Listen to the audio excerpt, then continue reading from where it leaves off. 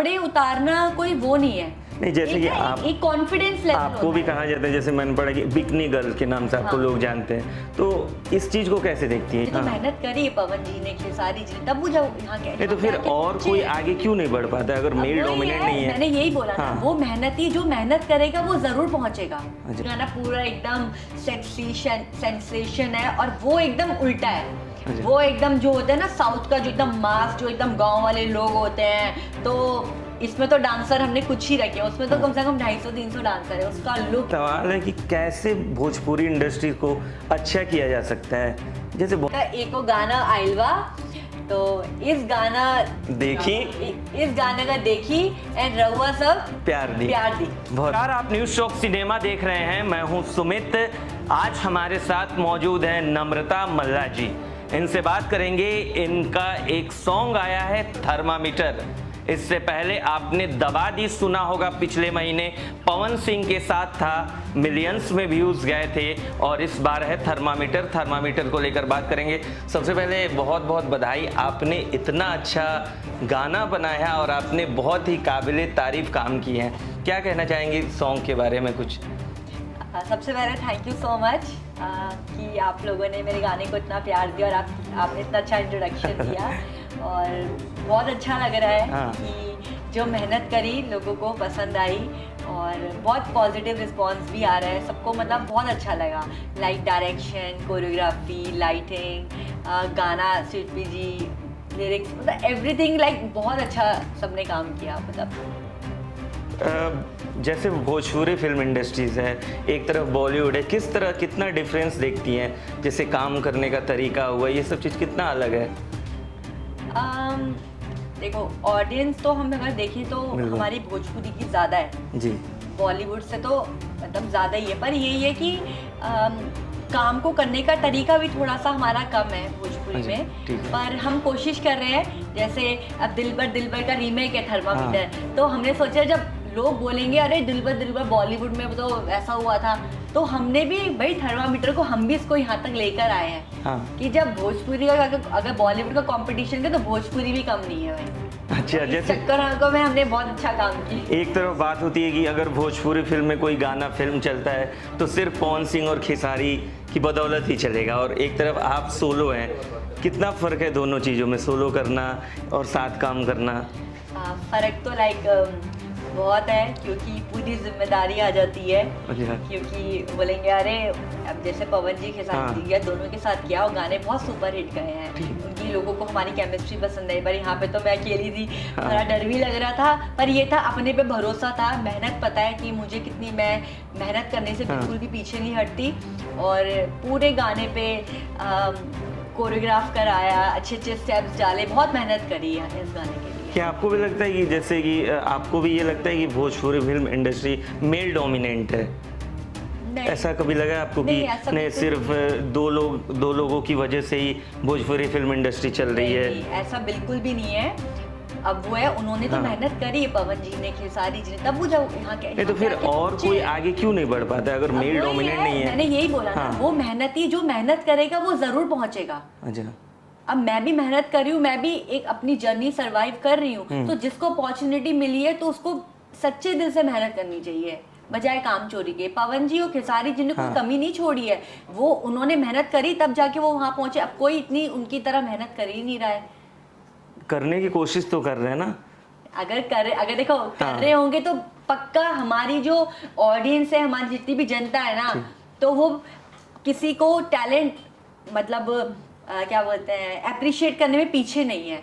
अगर आपका टैलेंट है, आप मेहनत कर रहे हो, तो डेफिनेटली हमारी ऑडियंस तक पहुंचेगा और वो उसको जरूर ऊपर लेके जाएगी। ये मेरा व्यू, ये मेरे साथ हुआ है, लिटरली यही हुआ है मेरे साथ। एक बात बताइए, मैं भोजपुरी में, मुझे भी लॉकडाउन के बाद 2-3-4 साल हो गए, ठीक है, तो ऑलरेडी भोजपुरी में इतनी अच्छी अच्छी एक्ट्रेस हैं, सिंगर्स हैं, बहुत अच्छे अच्छे हैं, पर सब ने मेहनत करके पहुंचे। पर मुझे भी मेहनत करनी थी, मैंने भी बहुत मेहनत करी, तब जाके लोगों ने इतने कम टाइम में मुझे यहाँ तक पहुँचाया है। तो यही है कि आप जितनी मेहनत करोगे अच्छे दिल से, आपको इतना भगवान देता जाएगा। आपने जैसे कि मेहनत की बात की, एक एक्ट्रेस थी अक्षरा सिंह, हाँ जी। नाम तो सुना होगा, हाँ जी, मिली होंगी आप। बिल्कुल सुना है। तो नहीं, पहले मिली तो नहीं हूँ, पर अच्छा, देखा है, सुना है। अक्षरा सिंह अच्छा काम करती थी, नहीं। पवन सिंह के साथ थी, लेकिन जैसे उनकी कुछ कंट्रोवर्सी हुई, अब ऐसा लगता है कि अक्षरा सिंह अलग हो गई, सिर्फ पवन सिंह बचे। कुछ आप ऐसे देखती है अगर? नहीं, हाँ मैंने वही बताया कि मैं अभी भोजपुरी में लाइक मुझे 1-1.5 साल ही हुआ है, हाँ। और मैं अभी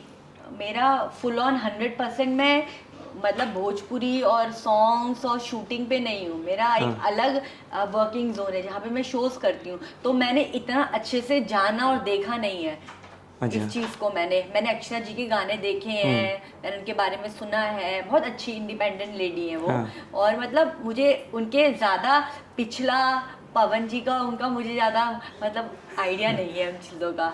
आइडिया नहीं, ठीक है। आने वाले दिनों में कौन सी आपकी फिल्म और सॉन्ग्स आने वाले हैं?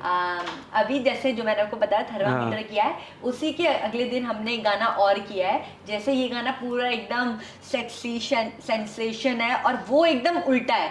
अच्छा। वो एकदम जो होता है ना साउथ का, जो एकदम मास, जो एकदम गांव वाले लोग होते हैं, तो इसमें तो डांसर हमने कुछ ही रखे हैं, उसमें तो कम से कम 250-300 डांसर है। उसका look and setup totally change है, तो वो गाना भी आएगा। पर मुझे पता है अभी जैसे ये गाना लॉन्च हुआ है, तो मुझे लगता है 1 महीने तक ही लॉन्च होगा दूसरा गाना। कोई ऐसी एक्ट्रेस हो जिनके साथ आपका कंपटीशन हो? लगता है आपको भोजपुरी फिल्म में कोई ऐसी एक्ट्रेस है?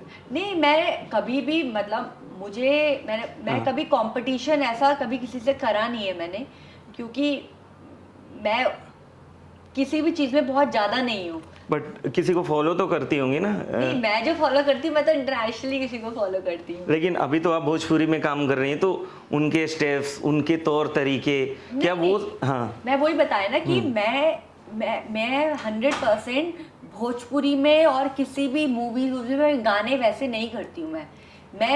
मैं शो ज़्यादा करती हूँ।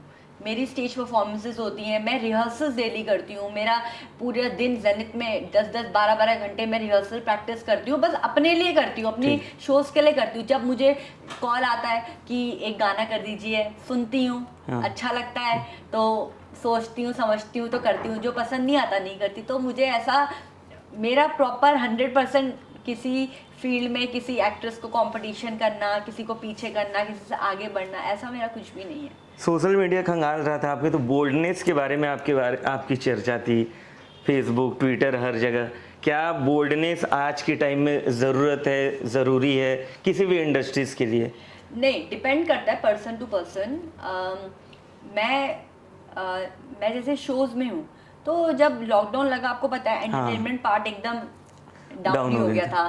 तो उस टाइम पे मेरे इंस्टाग्राम पे थे 10,000 फॉलोवर, ऐसे थे, 10 से शायद कम ही थे। आज 3.6 मिलियन। हाँ, तो फिर जब लॉकडाउन हुआ तो हमारी कंपनी ने बोला कि चलो घर बैठे बैठे हम वर्कआउट कराते हैं। तो तब मैं कुछ रील्स तो थे नहीं, इंस्टाग्राम था, रील्स नहीं था इंस्टाग्राम पे, टिकटॉक चलता था।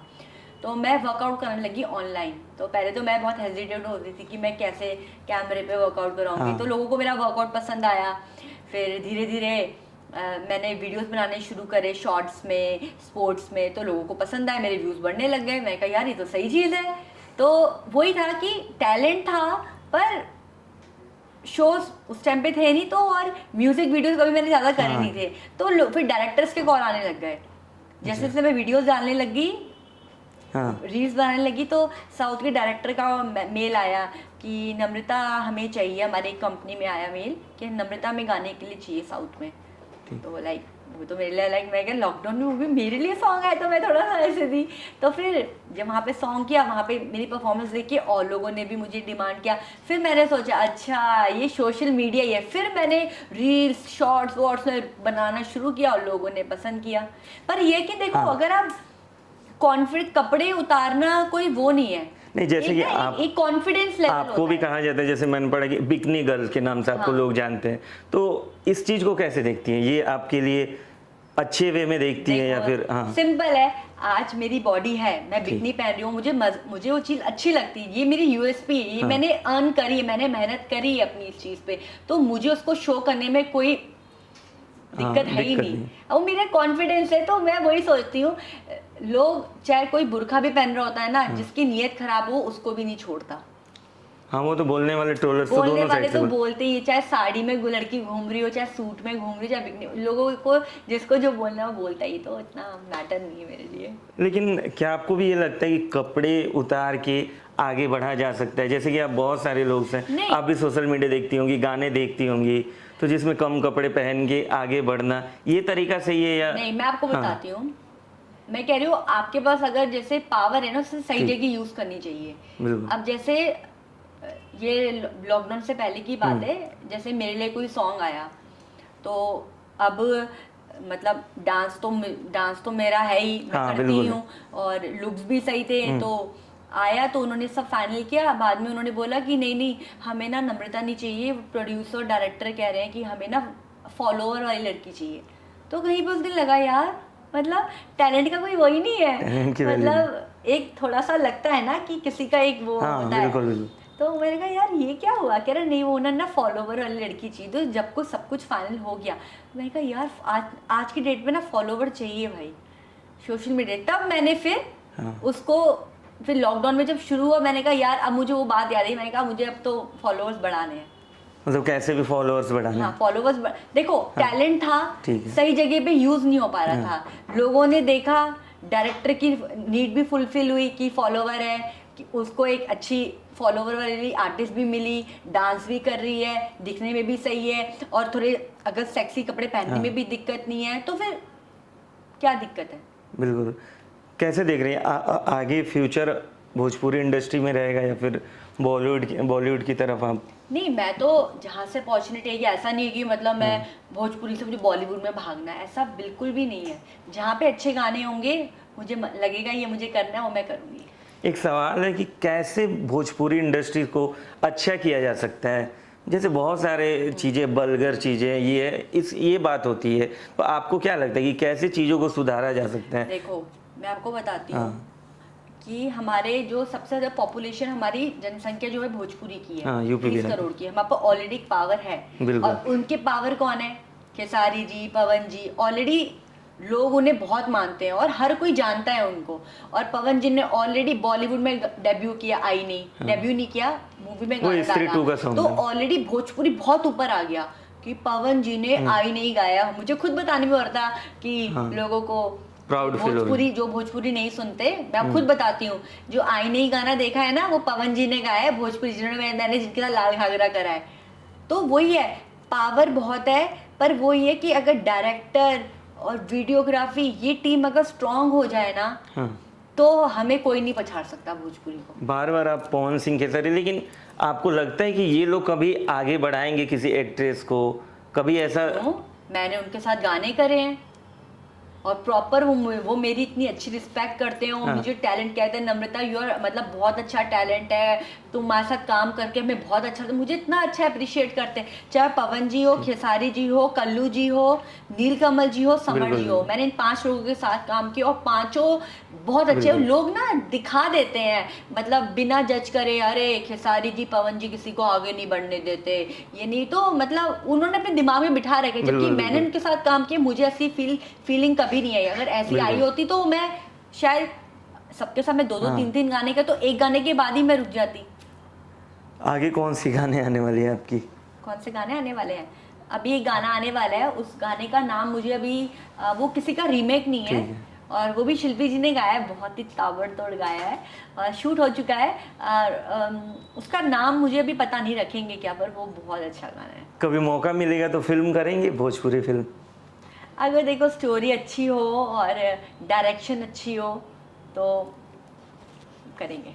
धन्यवाद नम्रता जी, आपने Thank समय you. दिया, बहुत बहुत धन्यवाद।